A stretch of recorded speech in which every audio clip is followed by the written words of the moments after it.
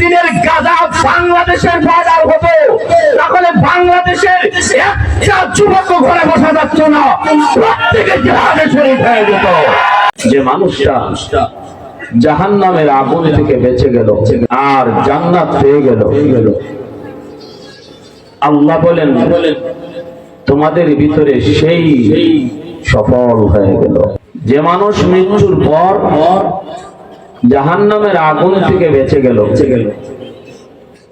আর জান্নাত পেয়ে গেল, আল্লাহ বলেন এই মানুষটা দুনিয়াতে তোমাদের কাছে যদি সে একজন গরিব অসহায় দরিদ্র হয়, মৃত্যুর পর যদি জাহান্নামের আগুন থেকে সে বেঁচে যায় আর জান্নাত পেয়ে যায়, আমি আল্লাহ বলতেছি তোমাদের ভিতরে সেই সফল হয়ে গেছে।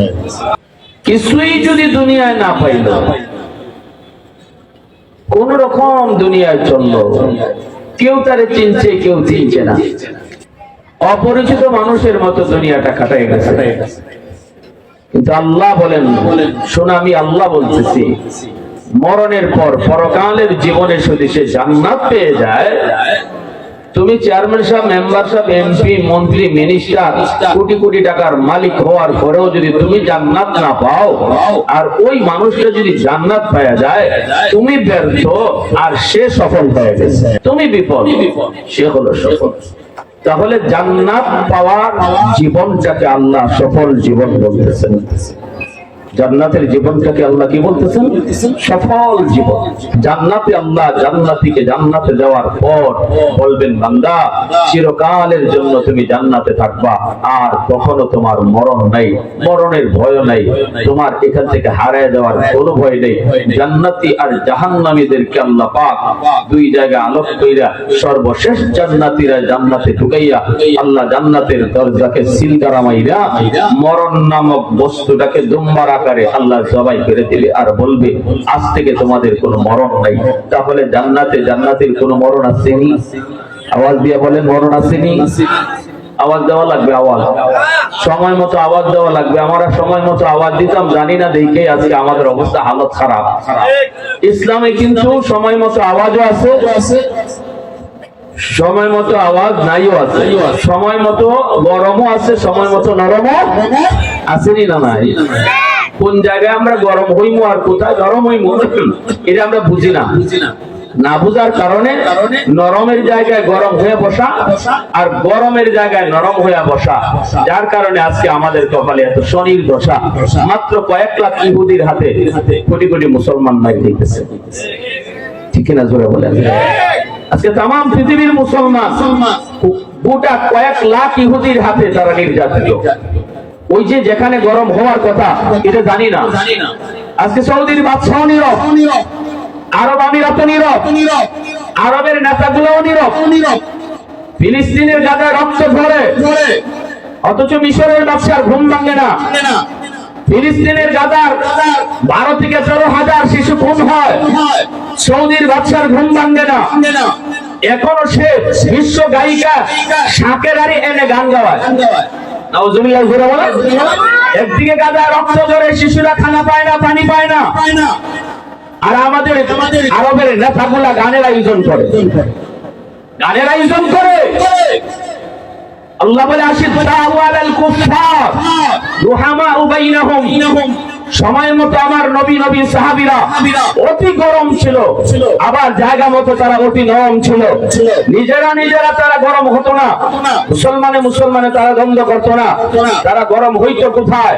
যখনই দেখতো আমার মুসলমান ভাই নির্যাতিত, নিপীড়িত, জালেমের জুলুম চলছে, এই জায়গায় মুসলমান আর নীরব থাকতে পারে না।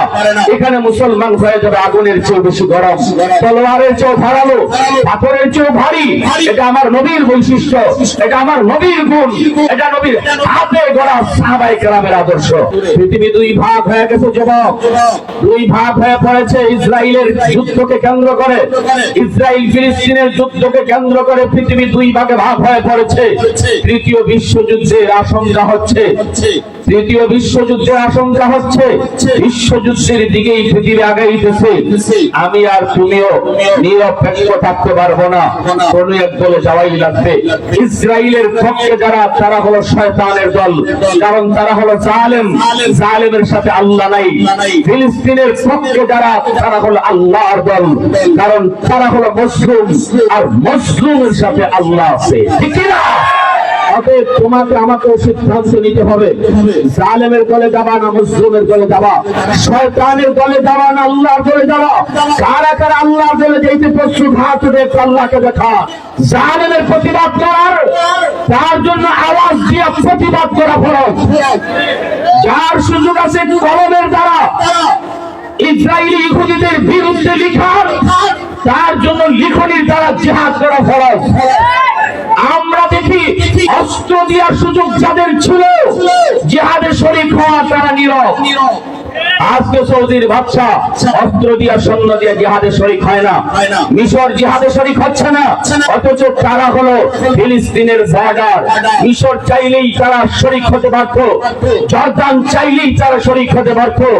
আমার নবীর হাদিস জবাব দিতে হবে তোমাদেরকে হাসরের মাঠে নবীর সামনে। আল মুসলিমুন কাজাসাদিন ওয়াহিদ ইন ইশতাকা আইনুহু ইশতাকা কুল্লুহু। পৃথিবীর সমস্ত মুসলমান একটা দেহ, কোথাও যদি একজন মুসলমানের রক্ত ঝরে, আমার রাসূল বলেন মনে করবা গোটা বিশ্ব মুসলমানের রক্ত ঝরতেছে। নবীর হাদিস তুমি কোথায় রেখেছো সৌদির বাদশা বলো সালমান? নবীর হাদিস কোথায় রেখেছো মিশরের বাদশা সিসি? নবীর হাদিস কোথায় রেখেছো জর্দানের বাদশা?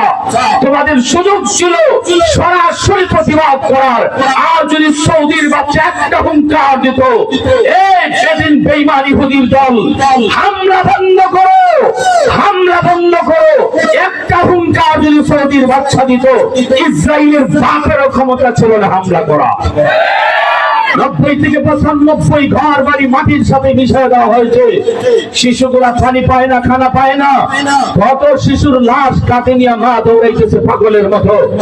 বাবা সন্তানের লাশ দাফন করার জায়গা পায় না। গাজার মাটিতে এখন দাফনের জায়গা পর্যন্ত নাই। মানুষ সপ্তাহে সপ্তাহ অনাহারে মরতেছে, পানি নাই, খানা নাই। এক সপ্তাহে একটা রুটি পাইছে একটা বৃদ্ধা মহিলা, 70 বছরের। এক সপ্তাহ পর সেই রুটিটা খাবে কি কইরা? পানিটা পায় না, পানি দিয়ে ভিজায় খাবে, সেই পানিও নাই। এই অবস্থায় গলা দিয়ে রুটি যায় না, কারণ গলা শুকায় গেছে, মুখে পানি নাই। ওই দিন সোশ্যাল মিডিয়ায় দেখে কলিজা ছিঁড়ে গেছে আমার। দেখলাম ওই বৃদ্ধা মহিলা আল্লাহর বান্দি তার চোখের পানি দিয়ে রুটিটাকে ভিজায় ভিজায় খাইতেছে। চোখের পানি দিয়ে রুটিটাকে ভিজায় ভিজায় খাইতেছে। জবাব দিবাকি, জবাব দিবাকি।